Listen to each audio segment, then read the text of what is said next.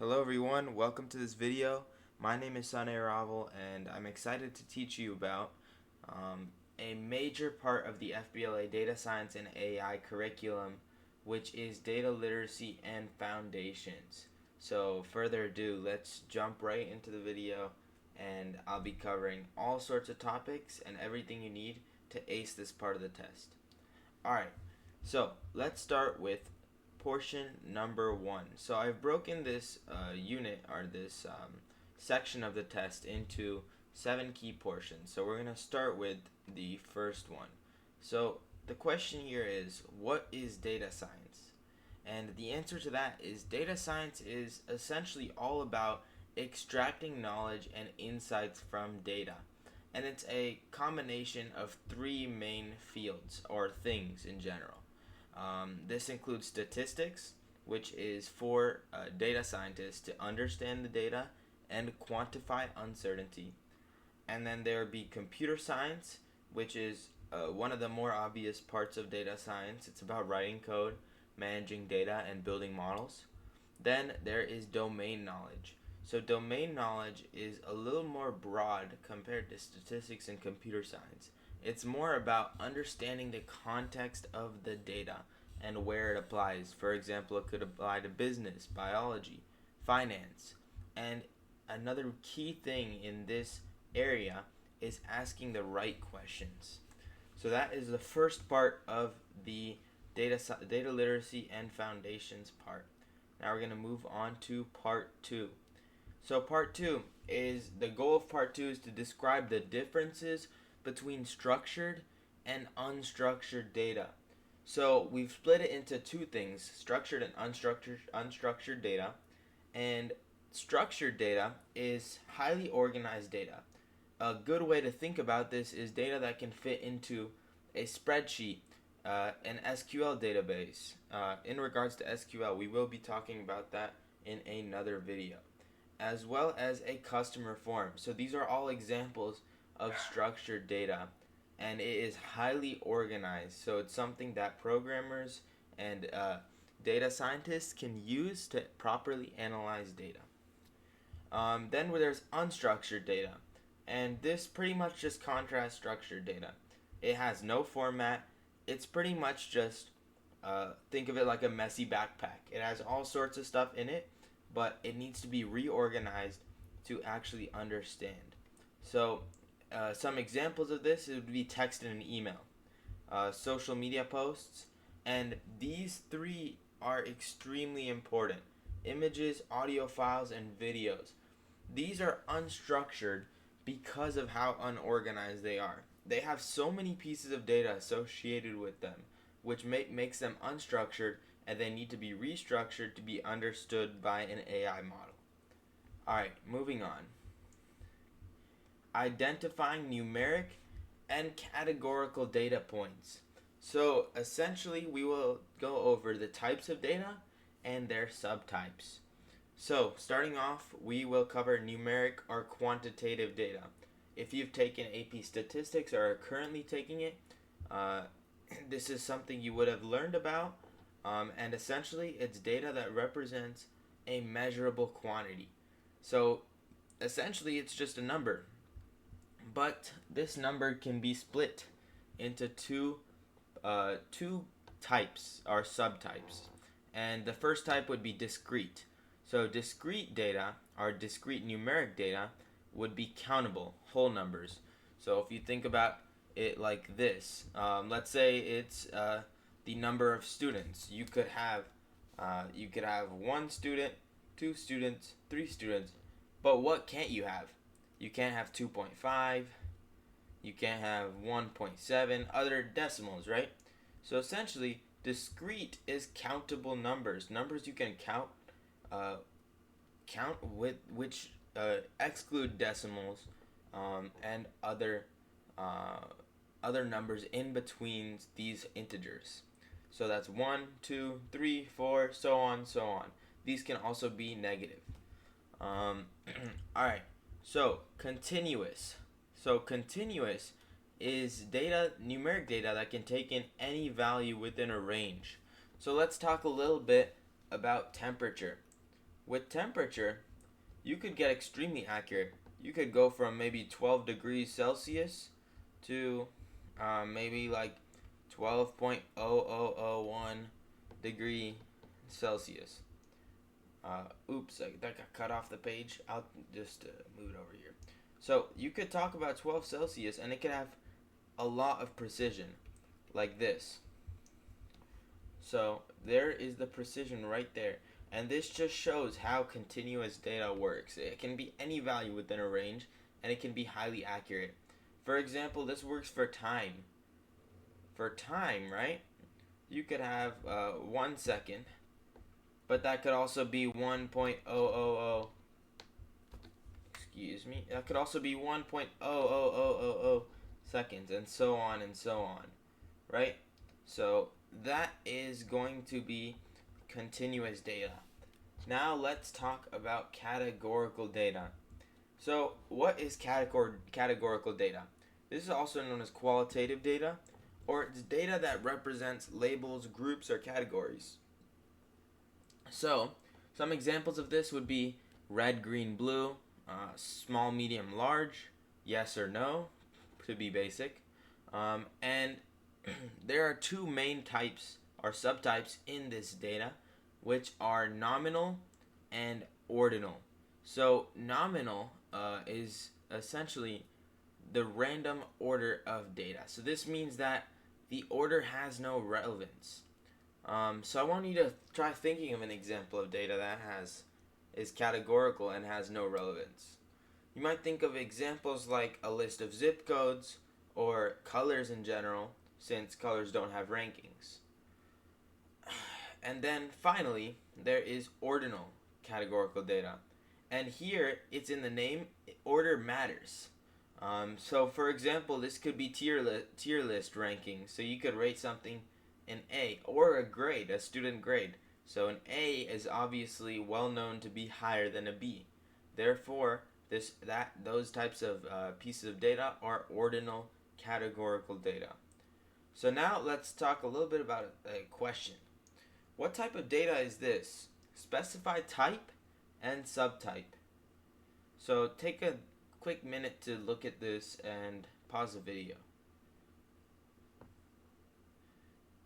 Great. Now that we are back, the type of this data would be categorical.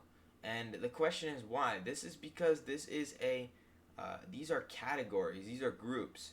You could be very satisfied or satisfied, but nothing in the middle. So there are specified groups here, which makes it categorical. Now, what is the subtype? Think about it like this. Does the order really matter here? And the answer is yes, it does. Because it's well known that if you're very satisfied, that is more important or has a higher ranking than having neutral, dissatisfied, very dissatisfied satisfactions, right? So for that reason, this would be categorical ordinal data because Alright, so topic number 4 is about converting among common data representations. So these include binary, hexadecimal, and decimal. So I won't cover in depth about how to convert between the numbers, as that information is heavily available online. You can find a YouTube video quickly, but I will mention the things that you might want to know for this test.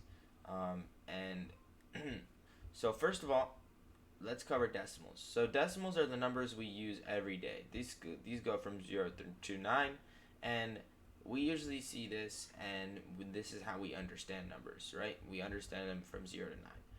Then there is binary. So binary is base 2, meaning there's two numbers to represent the system. And this is the system that computers use. So if you've ever seen those pictures of like all of these numbers, like zeros and ones that look like code, that is binary, and it's the system that computers use. Then there is hexadecimal. So hexadecimal is used to represent binary data, except more concisely. What does that mean? That means it includes the digits 0 to 9 and A through F. So if those are the digits it's using, then it is a base 16 because there are 16 of them. For example, a decimal could be 10, representing 10. Then binary, this would be also 10 because there would be a 1, a 2, 4, 8, and that would be 2 plus 8, which is 10. Then hexadecimal, A is used to represent 10 because the way hexadecimal works is it goes all the way to 9 and then it turns to letters like that. And it keeps going until it reaches F. So therefore it represents 16 numbers. So those are some examples. To find more information, there are videos online on how to convert, but I highly recommend learning about that. Now let's talk about the fifth thing, which is describing the types of data that could be gathered from various sources. So this is a relatively easy topic. All it is about looking at the sources and looking at the data. So let's say you have social media, so Instagram, Twitter, all those sorts of medias. So what data can we grab from them? This would be unstructured text, like images and network connections and all sorts of things. Like for example, you could grab all of the information on who follows who, stuff like that. But this information is unstructured, and in order to work with it, and it is also the role of data scientists, you need to convert that data into something that is usable by an AI model. And this will be covered more in depth soon. So next, we'll move on to a source. So Internet of Things sensor. So this could be a sensor like a thermostat. And what can it gather? It can gather structured numeric time series data. So think of a thermostat. It's essentially gauging the temperature, right? And you can control when it gauges the temperature and what sort of data it stores. Therefore, we can make it store structured numeric data. Next, let's talk about online sales. So, what comes out of online sales? This can be structured transactional data. So, for example, let's think about a database. There could be customer IDs, items, prices, dates, and it's all extremely organized because it's stored in a well-structured database. So, these types of sources like online sales, well organized, they store the time, everything is organized in these sources. Now, customer surveys. So this type of data is categorical and unstructured, but there is a condition here. It depends on the type of questions. So for example, let's say this customer survey was multiple choice, then it would be categorical. And it is unstructured. So it could be unstructured because it could have open text feedback. So again, this is something that needs to be restructured in something a model can understand, which we will talk about soon. So now, let's talk about the importance of data wrangling and transformation. So what is data wrangling? Essentially, data wrangling is extremely important in the process of working with data. So this includes fixing dirty raw data. So this is unstructured data and making it usable. As I mentioned before, with unstructured data, we need to be able to turn it into something a machine or AI model can understand. So this is often 80% of the work because of how unstructured it is. It can be really tedious and difficult. Now, the key tasks in data wrangling and transformation is handling missing values. So this includes filling in duplicates. For example, if one entry has a bunch of missing values, let's say that we have a database of first and last names, and an AI model can it needs the full name. If it has a missing first name, then let's just completely remove that from the data set. So that's an example of data cleaning. Then there's removing duplicate entries, as well as correcting errors and standardizing formats. Now, this is the final part, but it's also extremely important. So, describing the stages of the data science process. There are 6 main stages, and I will go over these. Number 1 is to ask.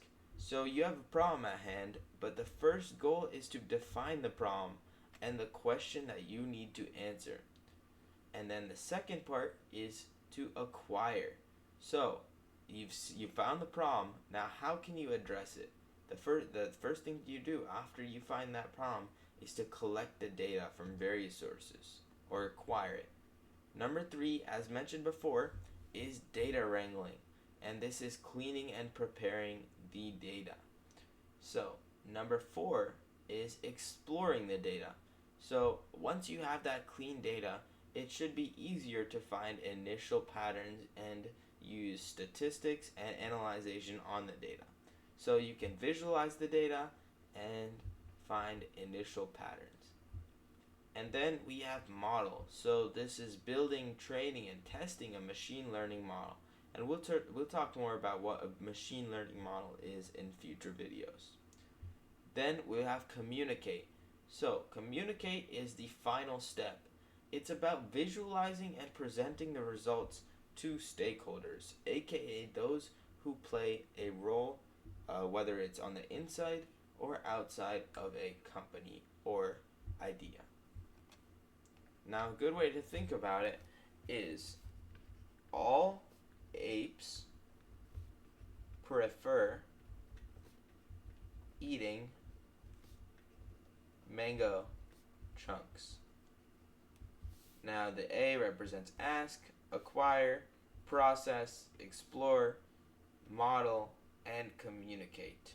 So that is what you need to use to effectively remember the stages of the data science process. And that is all I had for this video, covering 7 key topics and that is all I had in this video for you all. I hope you learned well and understood enough to ace your exam. Good luck and see you in the next one.